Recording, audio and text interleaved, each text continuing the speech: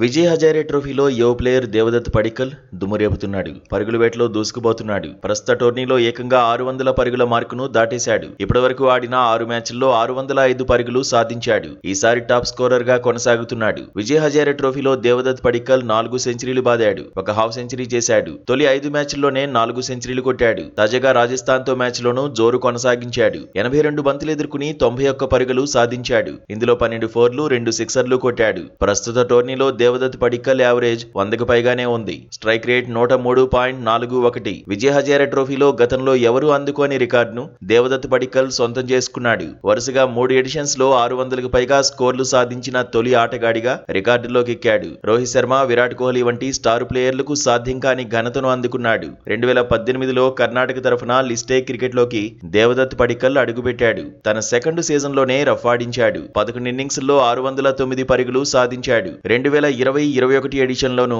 దంచేశాడు. వరుసగా 4 సెంచరీలు సాధించాడు. 8 ఇన్నింగ్స్ల్లోనే 737 పరుగులు కొట్టాడు. తాజా ఎడిషన్లోనూ 600 పరుగుల మార్కును దాటి ప్రశంసలు అందుకున్నాడు.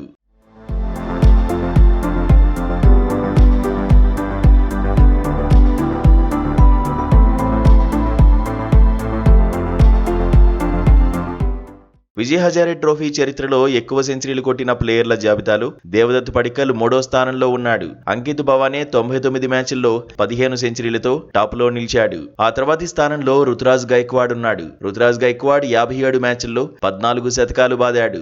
దేవదత్ పడిక్కల్ ఇప్పటివరకు 34 ఇన్నింగ్స్ల్లో 13 సెంచరీలు సాధించాడు. లిస్ట్ ఏ క్రికెట్ లో కనీసం 2000 పరుగులు సాధించిన ప్లేయర్లలో యంగ్ ప్లేయర్ యావరేజ్ అత్యుత్తమంగా ఉంది. ఇప్పటివరకు 38 ఇన్నింగ్స్ల్లో 83.62 యావరేజ్ నమోదు చేశాడు. దీంతో వన్డేల్లోకి ఈ కర్ణాటక కుర్రాన్ని తీసుకోవాలనే డిమాండ్స్ వినిపిస్తున్నాయి. న్యూజిలాండ్ తో సిరీస్ కు ఎంపికవుతాడని చర్చ జరిగింది. కానీ సెలెక్టర్లు మాత్రం దేవదత్ పడిక్కల్ కు వన్డే జట్టులో అవకాశం ఇవ్వలేదు. అయితే ప్రస్తుత జోరునే కొనసాగిస్తే భారత్ తరఫున వన్డేల్లో ఆడడం ఖాయమనే చర్చ జరుగుతోంది. పరుగులు పోటెత్తిస్తే ఖచ్చితంగా 50 ఓవర్ల ఫార్మాట్ లో టీమిండియా తరఫున ఆడతాడని ఎక్స్పర్ట్స్ అంచనా వేస్తున్నారు.